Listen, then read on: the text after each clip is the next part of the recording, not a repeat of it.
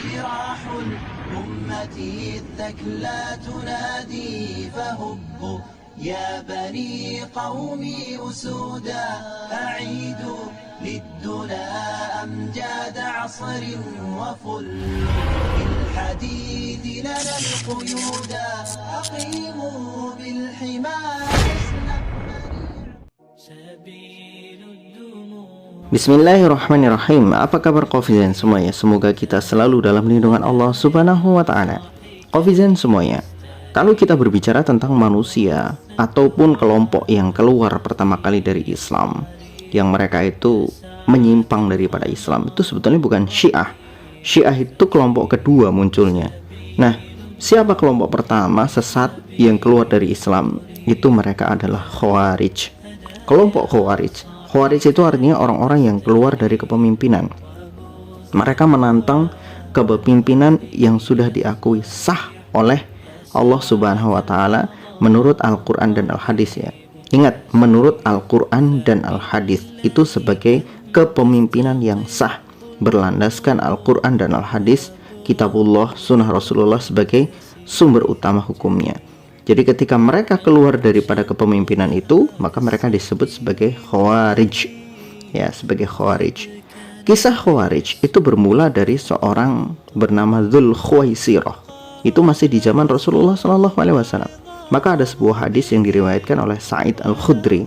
Beliau menjelaskan bahwa ketika Rasulullah SAW memenangkan sebuah perang dengan para sahabatnya, kemudian beliau membagi-bagikan harta rampasan perang itu kepada orang-orang ya, supaya orang-orang menikmati semuanya harta rampasan perang itu. Maka datang seorang laki-laki bernama Dzul Khuwaisirah. Dia itu dari Bani Tamim ya, dari Tamim. Kemudian dia berkata, "Wahai Rasulullah, berbuatlah adil." Nah, itu kata dia, "Wahai Rasulullah, berbuatlah adil." Maka Rasulullah mengatakan, "Bagaimana? Celakalah engkau kalau di dunia ini tidak ada yang bisa berbuat adil, bahkan aku tidak bisa berbuat adil. Maka siapa yang lebih adil? Andaikan aku tidak adil, maka kamu sudah celaka dari dulu." Nah, itu jawaban Rasulullah SAW. Maka kemudian Dzul Khuwaisirah pergi dan Umar mendekati Rasulullah. "Wahai Rasulullah, gimana kalau saya potong aja itu batang lehernya?" Kemudian Rasulullah bersabda, "Biarkan saja, dia nanti setelah dia pergi, dia akan berkumpul dengan orang-orang, dengan teman-teman, dia akan diberikan teman-teman yang mana mereka itu sholatnya, kalau dibandingkan dengan sholat kalian akan tampak remeh dengan sholat mereka. Sholat mereka tampaknya lebih bagus, bacaan Quran mereka sepertinya lebih bagus, puasa mereka sepertinya lebih bagus, tetapi mereka itu keluar dari agama seperti meluncurnya anak panah dari busurnya." Nah, inilah, maka ada sebuah istilah yang mengatakan al-khawariju kilabun nar. Khawarij itu anjing-anjingnya neraka. Kenapa? Karena mereka itu punya watak-watak yang seperti itu. Mereka itu bangga terhadap dirinya sendiri, bangga terhadap pemikiran-pemikiran mereka sendiri, merasa mereka paling benar dan menyalahkan orang lain, bahkan pada taraf mengkafirkan orang lain dengan begitu gampangnya. Makanya ketika terjadi perselisihan dalam proses tahkim pada saat itu antara Khalifah Ali bin Abi Thalib dengan Muawiyah, maka orang-orang Khawarij itu mengkafirkan keduanya. Ali dikafirkan, Muawiyah dikafirkan. Dan pada saat itu orang-orang Khawarij mengatakan al-hukmu illa lillah. Jadi yang namanya hukum itu ya hanya milik Allah Subhanahu wa ta'ala. Maka siapapun yang tidak kembali kepada hukumnya Allah Subhanahu wa ta'ala, yaitu Al-Quran dan Al-Hadis, maka mereka pasti kafir. Sedangkan pada saat itu antara Muawiyah dengan Ali bin Abi Thalib, sebetulnya mereka sudah menggunakan ijtihad, karena perkara yang terjadi saat itu tidak ditemukan di dalam Al-Quran, tidak ditemukan di dalam hadis. Maka jalan satu-satunya adalah menggunakan ijtihad. Maka Ali bin Abi Thalib dan Muawiyah menggunakan ijtihad pada saat itu. Tapi mereka tetap dikafirkan oleh orang-orang Khawarij. Makanya orang Khawarij disebut sebagai kilabun nar. Dan ini adalah kelompok yang paling luar biasa mengerikan, karena mereka ini merasa diri mereka adalah yang paling benar, dan kelompok yang lain itu semuanya salah, kafir.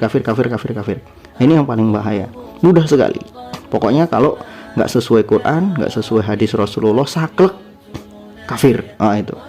Makanya kalau ditanya tentang misalkan orang Khawarij itu ditanya tentang pelaku dosa besar, misalkan orang yang minum khamr, orang yang berzina, orang yang melakukan dosa besar, apa hukum mereka? Maka orang-orang Khawarij mengatakan mereka kafar, mereka kafaru, mereka sudah kafir, laqad kafaru, mereka sudah keluar dari Islam, dan mereka nanti kalau mati mereka akan masuk ke dalam neraka dan abadi di dalam neraka. Sedangkan menurut ahli sunnah wal jamaah, ahlus sunnah wal jamaah, ahlus sunnah wal jamaah bukan kelompok loh ya, ahlus sunnah wal jamaah sesuai dengan Al-Quran dan Al-Hadis menyebutkan bahwa orang-orang berdosa besar itu dihukumi fasik, yaitu orang yang berdosa, tapi mereka nanti tidak akan diabadikan di dalam neraka. Andai kata mereka itu mati dan membawa dosa, tidak sempat bertobat, dia mati dalam membawa dosa itu, maka dia tidak akan abadi di dalam neraka, kecuali dosanya adalah taraf syirik. Kalau syirik jelas, innallaha la yaghfiru ayyushraka bihi wa yaghfiru ma duna dzalika liman yasha. Jadi kan ayatnya jelas, Allah nggak akan pernah mengampuni dosa syirik. Kalau orang mati membawa dosa syirik, kemudian Allah tidak akan pernah mengampuninya. Tapi kan jelas ayatnya, wa yaghfiru ma duna dzalika liman yasha. Allah mengampuni dosa-dosa yang lain kalau Allah Subhanahu wa taala menghendaki bagi siapapun yang Dia kehendaki. Artinya dosa-dosa yang lain punya peluang untuk diampuni oleh Allah Subhanahu wa taala, punya peluang untuk ditebus di dalam neraka. Setelah dosa-dosa itu ditebus di dalam neraka, mereka akan dikeluarkan dari dalam neraka dan dimasukkan ke dalam surga. Nah, itulah keyakinan orang-orang ahlus sunnah yang sesuai Al-Quran Al-Hadis.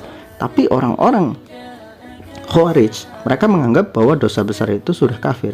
Orang yang melakukan dosa besar sudah kafir. Kalau mereka mati membawa dosa besar, maka dia akan abadi dalam neraka. Nah, ini juga yang membuat alasan kenapa ahli hadis mereka itu masih menerima kesaksian atau hadis-hadis yang diriwayatkan dari orang-orang Khawarij. Ya, meskipun mereka itu tadi mereka garis keras, kafir, dolalah dan sebagainya, tapi mereka punya satu kelebihan, di mana orang Khawarij itu nggak akan berbohong. Karena bagi orang Khawarij, sekali mereka berbohong, mereka kafir, karena berbohong dosa besar. Dan menurut akidah Khawarij, dosa besar hukumnya kafir. Maka orang Khawarij nggak akan bohong. Ini kelebihan mereka. Maka ahli hadis mereka masih mau mengambil kesaksian atau riwayat hadis dari orang-orang Khawarij, karena orang Khawarij itu nggak bohong. Karena mereka kalau berani berbohong, mereka pasti dianggap sebagai orang kafir. Nah, itulah koefisien semuanya. Jadi berbicara tentang sejarah munculnya Khawarij, bibit Khawarij itu dari Rasulullah SAW hidup masih ada, yaitu Dzul Khuwaisirah. Kemudian keturunan-keturunannya itulah yang nanti akan menjadi penyebab kekacauan. Maka nanti sampai terbunuhnya Ali bin Abi Thalib itu juga campur tangan dari para Khawarij dan juga konspirasi-konspirasi Syiah. Nanti perang Jamal itu antara Ali bin Abi Thalib dengan istri Rasulullah SAW, Aisyah radhiyallahu anha, juga nggak akan luput dari konspirasi-konspirasi mereka. Jadi mereka ini kelompok yang sebetulnya sangat luar biasa sesat, tapi di balik kesesatan mereka masih ada nilai lebihnya. Mereka nggak berdusta, karena bagi mereka berdusta itu dosa besar, dan dosa besar itu hukumnya kafir. Wallahu a'lam bishawab.